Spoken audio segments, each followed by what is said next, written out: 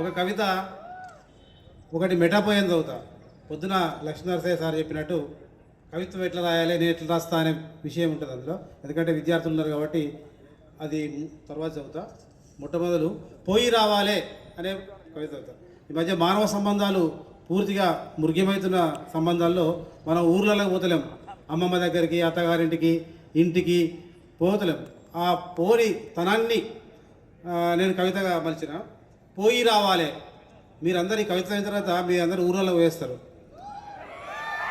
పోయి రావలను, పోయి చూసి రావలను, పోయి రావలను, పోయి చూసి రావలను, వెళ్ళేందుకు వీలు కల్పించుకోవలను, వెళ్ళేందుకు వీలు కల్పించుకోవలను.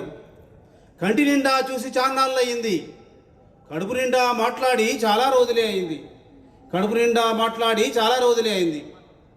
మాట్లాడుటకే బయలుదేరిపోవాలి, మనసు దహం తీర్చేవి మాటలు ముచ్చట్లే. అమ్మమ్మ ఊరి మీద వాలి రావాలి, అమ్మమ్మ ఊరి మీద వాలి రావాలి, అమ్మ అంబాడిన నేలను మృదువుగా ముట్టుకోవాలి. తెగిపోయిన బొడ్డు తాడు కొసను దేవులాడుకోవాలి, తెగిపోయిన బొడ్డు తాడు కొసను పదిలంగా దేవులాడుకోవాలి. తల్లి తల్లిగారు ఇల్లు అంటే మూల కణాలు పొదిగిన పొదరిల్లు. జ్ఞానమామలతో మాట్లాడితేనే బంధుత్వ తీగల బలం తెలుసుకోవచ్చు, బంధుత్వ తీగల బలగం తెలుసుకోవచ్చు, వారసత్వాల పరంపర చూడవచ్చు. పోయి రావలను, పోయి రావలను, పోయి కలిసి రావలను, సమయం కల్పించుకొని మరీ వెళ్ళి రావలను. పోదామా మరి?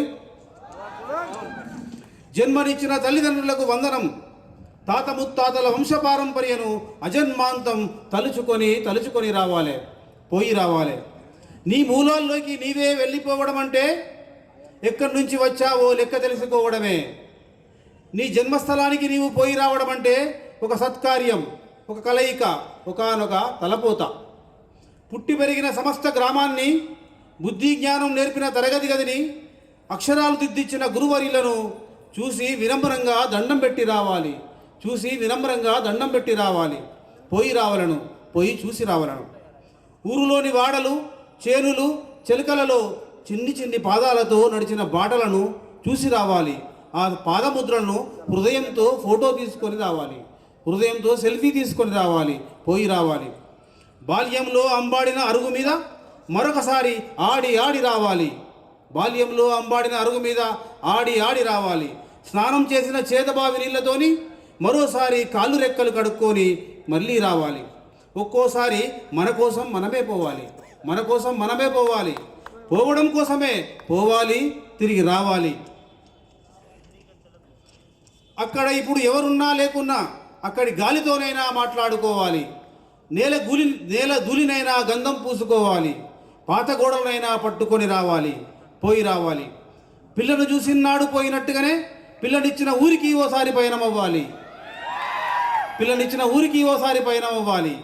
పెళ్లి నాటి బరాతు గుర్తు చేసుకొని ఎదుర్కోళ్ళ కాడ కాసేపు నిలబడి తీరాలి, ఎదుర్కోళ్ళ కాడ కాసేపు నిలబడి తీరాలి. అత్తగారి ఊరు పోయి వస్తుండాలి, పోయి వస్తుండాలి. మాటలు మనసును కడిగి శుభ్రం చేస్తాయి. ఎజెండా లేకుండానే మాట్లాడుకోవాలి, మనం అందరం ఎజెండా లేకుండానే మాట్లాడుకోవాలి. కడుపారా పాత జ్ఞాపకాలు తలకెత్తుకోవాలి. ఎక్కడికైనా పోయి రావడం అంటేనే దూరదారాన్ని మరింత దగ్గర చేయడమే. మాట్లాడడం మదినింపే ఆనందం, మాట్లాడడం మదినింపే ఆనందం. అందుకే పోయి రావాలను, పోయి చూసి రావాలను. పోదామా అందరూ రేపు? ఇంకో కవిత. కవిత్వం రాసే విద్యార్థులు ఎక్కడ ఉన్నాయి కాబట్టి ఇక్కడ నేను కవిత్వం రాస్తున్న మొదటి దశ లోపల కవిత్వం నేను ఎట్లా రాస్తా, ఎందుకు రాస్తా, నా కవిత్వంలో ఏముంటుంది అనే విషయాన్ని చెలిమే అనే కవిత్వం రాసిన. దీనిలో మీరు ఇంటరాక్ట్ కావచ్చు.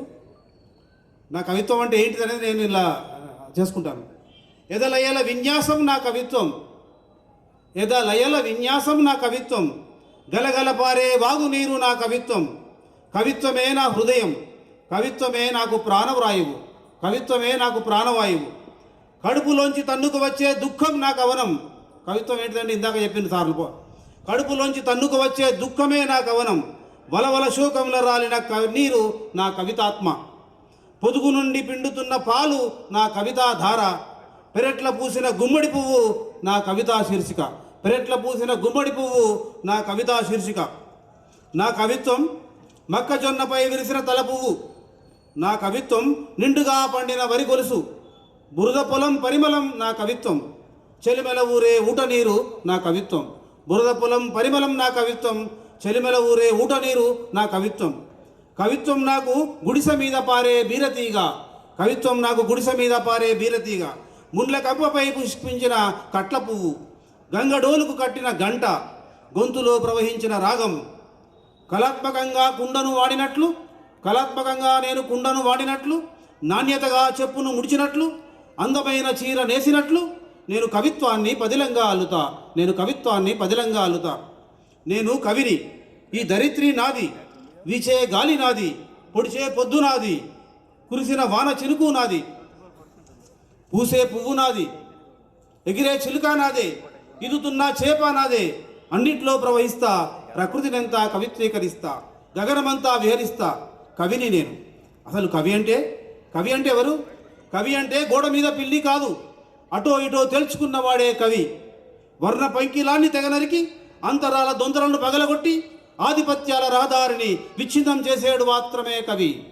ఆధిపత్యాల రహదారిని విచ్ఛిన్నం చేసేవాడు మాత్రమే కవి.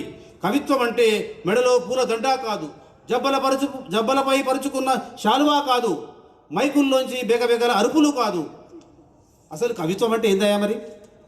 కవిత్వం అంటే ఆకాశంలో పొగరుగా ఎగురుతున్న పతాకం, బొరలోంచి తీసిన కరవాలం, తలతలమనే దాని పదును, కొలిమిల సరిపించిన కోడవలి మెరుపు కవిత్వం అంటే.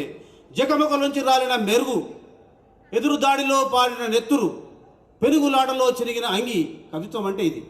నా కవిత్వం ధిక్కరించిన స్వరం, రహస్య అలజడి, పగులు బారిన జైలు కూడా నా కవిత్వం. Thank you.